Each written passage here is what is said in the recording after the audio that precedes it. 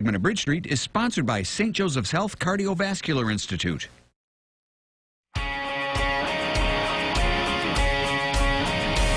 it can really be difficult sometimes to get your kids involved in the meal-making process, especially if they're picky eaters. That's right. I am definitely excited to talk about this. It can be tough to figure out how to plan meals and what to make. Heart Healthy Academy owner Andrea Atchison and her son Ethan are here to bust some of the questions by sharing their tips on improving meal prep with your kids. So, Andrea, what can you tell us? What tips do you have for planning meals with your kids? Oh my God, I could talk for hours because I've been through this, and it sounds like we just met today, and you have a 7-year-old, and Tim, you have kids as well, so I'm sure you can remember this, but I don't know about you. In my house, a lot of times there's a lot of struggles, and at the dinner time table, it can be fights and battles, and I'm just kind of over that. So I found some ways that are not like rocket science here that Ethan and my other son Nicholas, who's not here, can use to try to just make things a little bit more pleasant.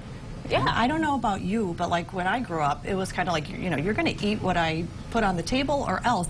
Kind of an old school thought process. But I find that empowering your kids and letting them have some choices also helps, you know, raise them as good humans as well. Oh, what is Ethan? First of all, what's your favorite food? Steak. You really like steak? You like it medium well, or what do you rare? Or? Medium rare. Medium rare. It's Okay. very advanced. All right. Yes, So what are the secrets? How do you do it? My son is past.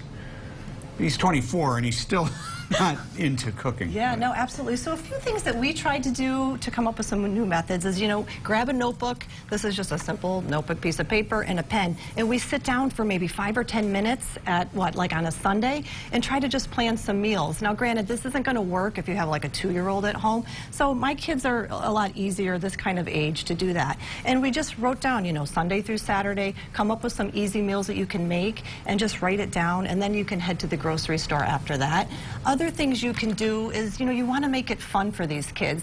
Kids want something that's not just, you know, thrown in front of them. If they're involved in the process, I find that's a huge thing. And Ethan's cooked with me before, right? Yeah, so what are some of the things we've made?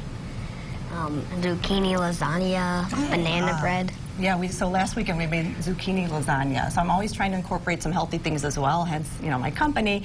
And that's always hard to do with kids, to throw vegetables on a plate. So getting them involved, Ethan finds that it's way more exciting to help me prep the food and cook it, and then of course eat it at the end if he's involved. Okay.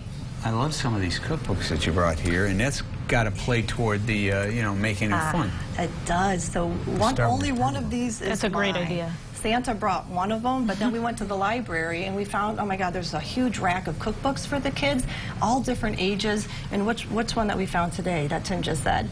Star Wars. The Star Wars book. So if you open that, I don't even know who the characters are, but it's a lot of fun for them to get involved, to cook. You know, Ethan comes to the store with me, Nicholas too, and I task them out and I say, hey, can you go over there and get some tomatoes and, you know, 2 cucumbers, for example. He walks over because he's allowed to do that, and I'm right over here, and I go get the avocados and the lettuce or whatnot, you know. So they help out a lot, and it saves time for me too. And it keeps them involved. It does. So do you have a recipe or two that are go-tos for you, and ones that you think would also apply if I have a picky eater at home? Yeah, so, you know, and I don't know about you, but my kids are in sports now, so that's another issue, you know, a different segment about time management.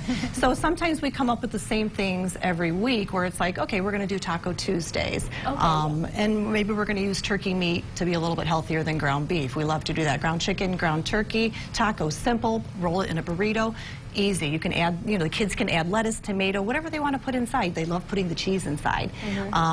Other things for picky eaters, you know, pasta, no-brainer. Yeah. Yep. Pasta on Wednesday night. You know, I think I did put it on Wednesday night. Pizzas, make your own pizzas. Not every meal has to be, you know, kids are hands-on due to time, but just picking and choosing your battles in the kitchen, and again, just getting them involved, I think, is something huge. And keeping your planning short, because you can't sit there with my kids' age or yours and do an hour of planning. Right. Not going to happen. Yep. And I would think starting early, young, is a key too. Exactly, because if you start them when they're 15, they're going to be going to college in a few years and say, I don't know what I'm doing, and hence those are the kids, no offense, that eat ramen or ramen every day, you know?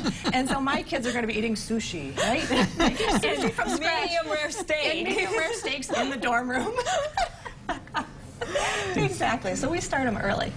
So how are you with dessert? Like, do you allow dessert? When do you feel balance? Like, I know balance is key. How do you feel about that? Yeah, you know, you're right. Balance is key. Our house is not a perfect food house, is it? As much as I want to be a strict vegan sometimes, and I'm not, I'm very, you know, I try to do healthy eating. It's hard, though, with the kids. So do we have a pint of ice cream in the freezer? We do, I'll admit. Mint chocolate chip, because they love it.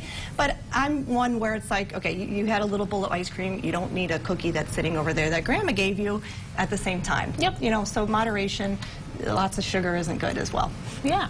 Excellent. Well, Yeah. if you'd like to learn more, you can visit hearthealthacademy.com or check them out on Facebook at Andrea Atchison, PA. Andrea, thanks. Thanks so much. Ethan, thanks a lot. Way to go, pal. We'll be back right after this.